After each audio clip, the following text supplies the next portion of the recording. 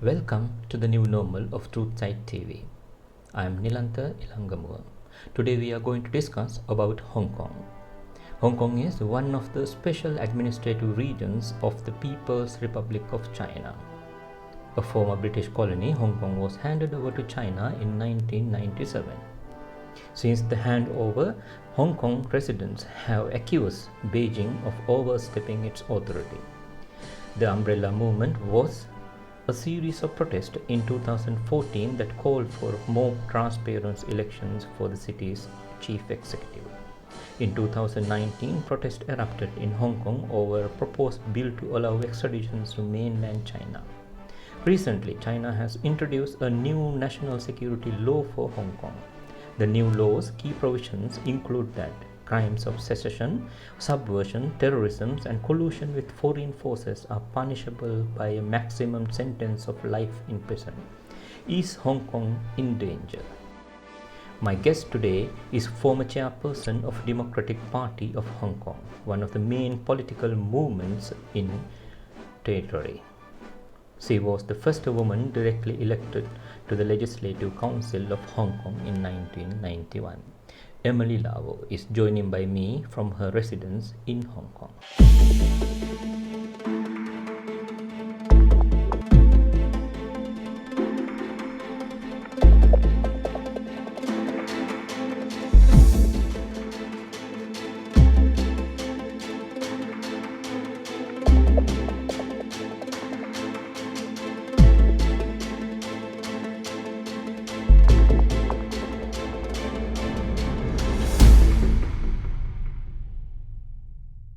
Emily Lau, welcome to the new normal of Truthside TV. Thank you very much. You are known as the Hong Kong Iron Lady. That's not true. Well, that's what people say. Yeah. Don't believe everything people say. Right. And a few years ago, as a journalist, you have had an opportunity to meet former Prime Minister of UK, Margaret Thatcher, when on her way back to home from China, and the real Iron Lady. Yeah. And then you get the chance to talk to her. And then how was that experience? Let's start this discussion with that experience. Well, that was very long time ago. That was December of 1984, maybe before you were born. Long time ago. At that time, I was the Hong Kong correspondent of the Far Eastern Economic Review, which is a English language weekly magazine. Yep. And on that occasion, Mrs. Margaret Thatcher, who was the Prime Minister of UK, she had just signed the Sino-British Joint Declaration with the Chinese Premier, Zhao Ziyang, in Beijing.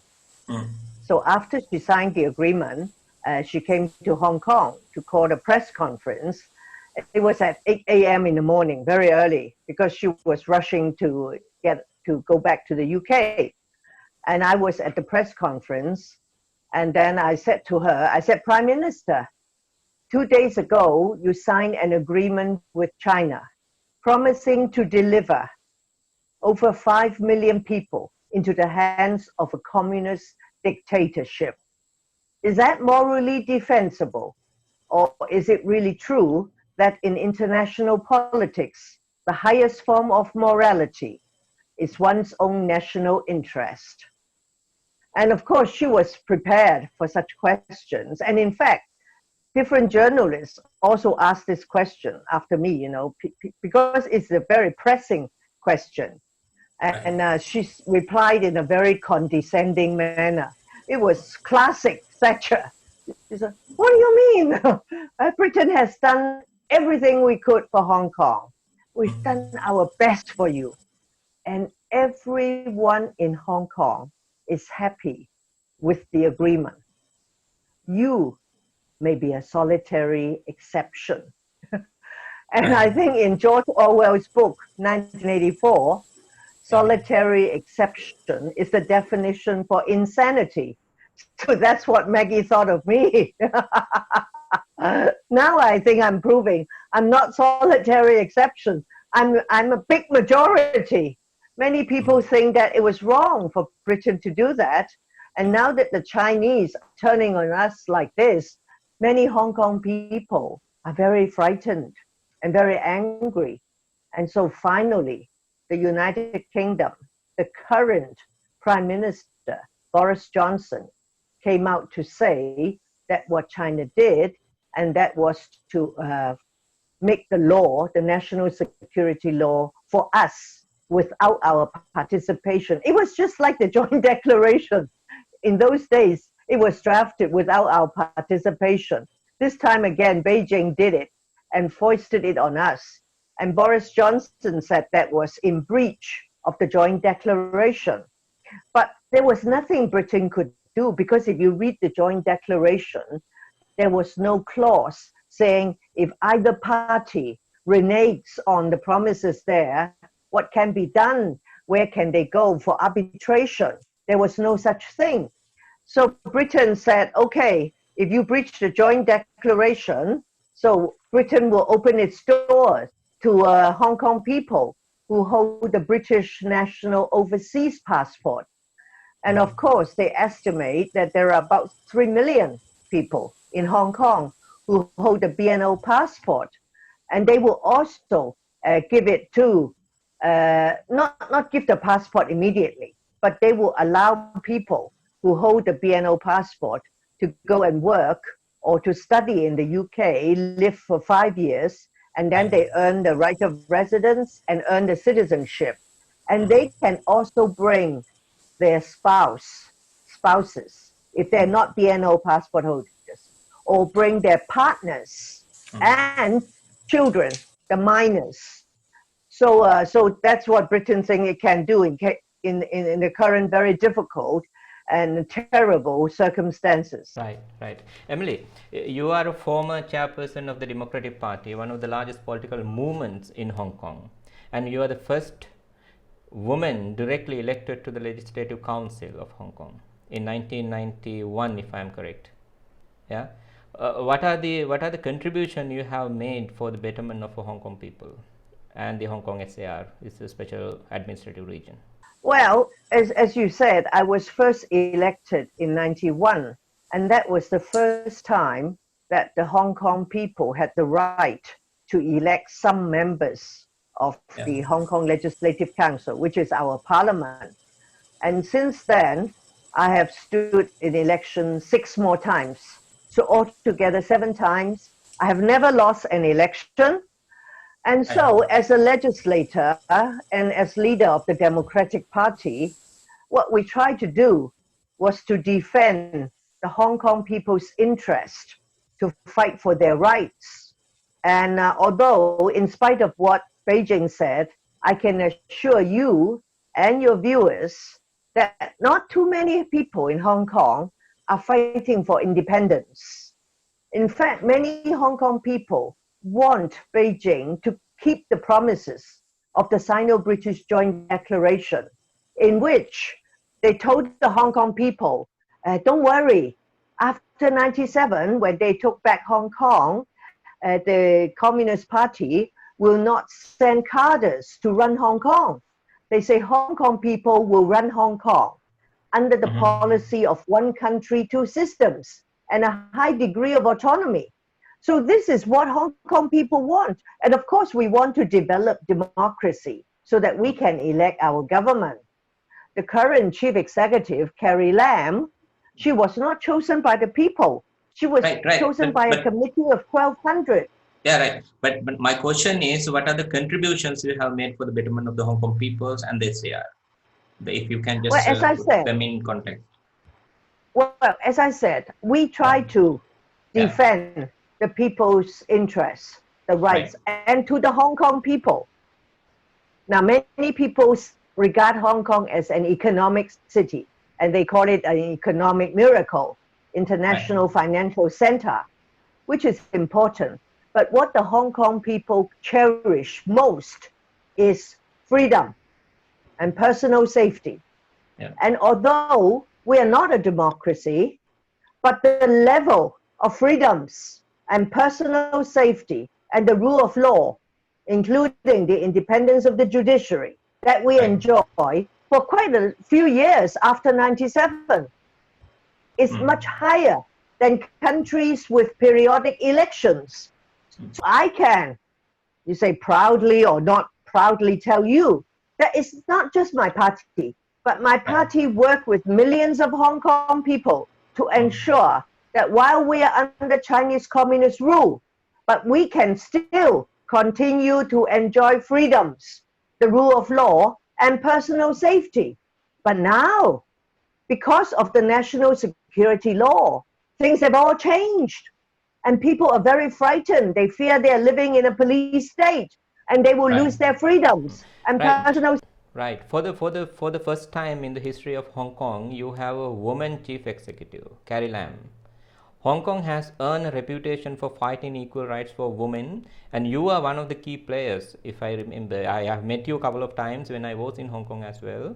You are the one of the key players who is advocating women rights and equal opportunities in Hong Kong and elsewhere in East Asia especially. Yeah. Aren't you happy about the significant achievements? Aren't you happy about the you have for the first time in Hong Kong history, a woman chief executive? Not at all. I think what we are happy will be is if we can have the right to vote, the 7 million people, to choose the chief executive, whether it's man or woman or whatever. But she was not chosen by us, just as I told you. She was chosen by a committee of 1,200. But now, the fact that Hong Kong is in such grave danger and difficulties, I think she is one of the main culprits, because last year she tried to introduce an extradition bill which would enable the authorities to send people to mainland China for trial. And I can assure you, most of the Hong Kong people were against it. That's why you have seen sort of endless protests beginning in June last year. And then, of course, some of the protests got violent and the police beat them up. And we got the situation. So China say, okay, now I have to give you the National Security Law. So Carry Lam, I can assure you, most Hong Kong people do not like her at all, man or woman. So you please don't lump her with the fact that we have a woman leader. No way. Don't get us wrong. Right. In last few years, of course, as you say, there was a series of protests. What we could see, the culture of protest has been dramatically changed in Hong Kong. And the most of protesters, at least a couple of groups, are there intending to damage the public properties. And then they are vandalizing the public properties in Hong Kong, which we can't accept, and therefore any government will decide to promulgate some strong laws against them. Well, I certainly would tell you again, as I've told people many times, I myself and my party, we do not support violence. I've been in politics for so many decades. I've never resorted to violence, although I have been arrested by the police on a number of occasions. So I do not support violence. But there are those, I think it's not a big number of people who did. But what the government, I think government anywhere should do if they want to resolve such a difficult problem is they should reach out to have dialogue with the opposition. Maybe they say they can not have dialogue with people who threw petrol bombs. But there are many political parties in the Legislative Council, many people in civil society who do not support violence, but who do not support the government either. They think the government was wrong. So there was this deadlock, this huge contradiction. So what one should do if one is in power is to invite some of the leaders of the opposition to sit down and have a dialogue to see how can have discussion and compromise and find a way out. But no, what did Carry Lam do? She did nothing. She just asked the police to go and beat them up. And today, now we in Hong Kong, we have close to 10,000 people being arrested. But you have seen the police beating a lot of people up, but not a single police officer has been arrested. You look at in America, the policeman killed George Floyd. What happened? they were arrested and charged. But here, nothing. The police that beat people up with impunity. That's why even those peaceful protesters are very angry. They are so angry with the government. And now the government say, okay, we can't handle you. So let Beijing handle you. We give you the national security law, and one country, two system. It's probably over. It's one country, one system. Now the national security, the public security are in Hong Kong. And they don't need to follow Hong Kong law. And they can arrest people and they can take them back to mainland China. Right, but in the same time, there is sort of allegations is going on, and these protesters were funded by some other organization and some other countries. So I don't know how far it is true, but there is serious discussions in press and other areas about this as well. Who are the people who's funding for these protesters to remain on the street for weeks after weeks? Well, actually, the former chief executive, Leung, as you probably have heard of him, and he already made such accusation when he was chief executive. And he was challenged. He says, why? Give us the evidence. You cannot just make some remarks, make some accusation, and then no evidence. You cannot do that. If you live in a place that has the rule of law, you have to have evidence. So from that time on up to now, people keep repeating what you just said, but nobody has come forward with evidence. But if you look at other countries, when they say, oh, there were allegations of foreign interference, spying, they actually arrested people. They put them to trial. So, but here, nobody has arrested anyone or adduced any evidence of money or whatever. So they keep saying that. Now, okay, they have the national security law. Maybe they can get the evidence. I don't know. But what you said is something that has been said for many years. But nobody from Beijing or from the Carry Lam administration has ever been able to produce any evidence or any witness. Decided to withdraw that's the extradition bill in last year, but then few weeks ago they have just promulgated this national security laws. While talking about many people, of course you are absolutely against such law, but in the same time some people talk the positive side of this law, and especially some ordinary people living in Hong Kong. Let me quote one of the sources which I found in one of the newspapers published in Hong Kong, and he believe, quote, I think the national security law will restore peace and prosperity in Hong Kong and hopefully will bring more rationality and less hatred. Well, I hope there will be peace and stability, but that's not everything. As I told you earlier, what we cherish most is our freedoms and our personal safety. I don't think after talking to you, I will go out and get arrested immediately, no. But we just don't know when they will start arresting many people.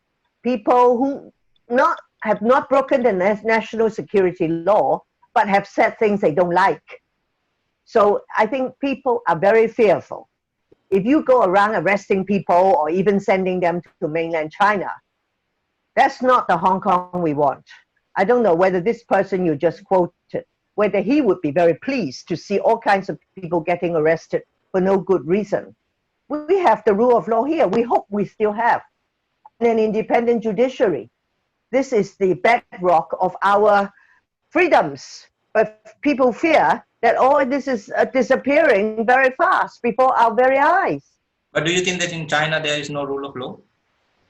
No, I don't think there's much. But you never been in China in the last 20 years. How can you get the true picture? Well, we've seen many stories about the human rights lawyers, about dissidents, about journalists, environmentalists, people getting locked up, people being disappeared, and people who were tortured and disappear for years without trial, and even there's a trial is in secret, and when there's a judgment, the whole world cannot see it. Oh, this is not secret. You can see it. You can read about it.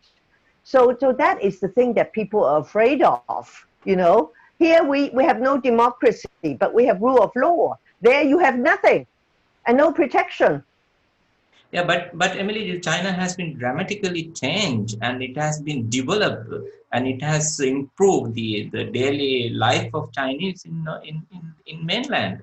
And also, not only about that, China is helping other poor countries and developing countries to uplift their livelihood. And aren't you happy about this? Well, I certainly would like to see the People's Republic of China getting more developed, with more people getting better looked after, not have to live in poverty.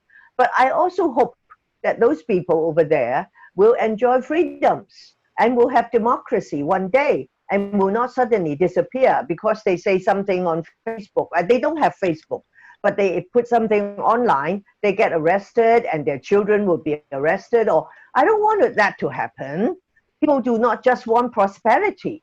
They want to have these what we call universal core values of freedoms and human rights and personal safety.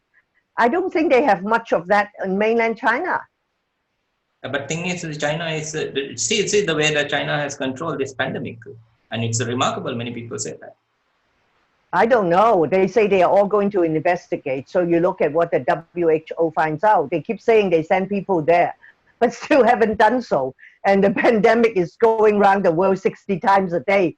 And we got many, many people dying. It is very, very sad. It is a total worldwide tragedy. I just wanted to know about what will happen to Hong Kong after this national security law promulgated, and there's 1 year in the joint declaration, which is 2047. What will happen to Hong Kong after 2047? Nobody knows, but you might have some hint to understand about what will the future look like in Hong Kong. Just give us a small message about that. Well, it is very difficult to say. If China is going to implement this law in a very harsh way, cracking down on freedoms, I think those who can, they will leave. Especially now, Britain has opened its doors. I told you earlier, there are 3 million people here who have the BNO passport. Not all of them, but quite a number of them will leave. And then recently, Australia also opened its door, and Canada may do so too, and maybe even in Europe, Germany and France, and then America, New Zealand. There are countries which are very supportive of Hong Kong people fighting for freedoms. So they feel that if these people are in danger, they would welcome them to go and live in their countries. So let's see how bad things are going to be. How many people are going to be arrested or disappeared or sent to mainland China? And censorship, maybe the newspapers would be closed down, like the Apple Daily or Radio Television Hong Kong. Everybody, all these people would be shut up. Books would not allowed to be published if they say things Beijing does not like. If all these things happen, if there's a reign of terror, many people who can will leave. But of course, those who stay here, I think they will still continue the struggle. You've seen them struggling for a year. They're not going to stop, but I hope they will struggle in a peaceful and non-violent way. But I guess even if they did that, they could be arrested. And so I think people are very apprehensive. And they, of course, they want to have freedom, safety. Then they don't need to leave. But if that's not going to be, then I think those who can may try to find a way out. Emily, thank you so much for being with the New Normal, the platform's serious talk of Truth Site TV. Thank you very much for your time, and stay safe and well. Thank you. Bye-bye.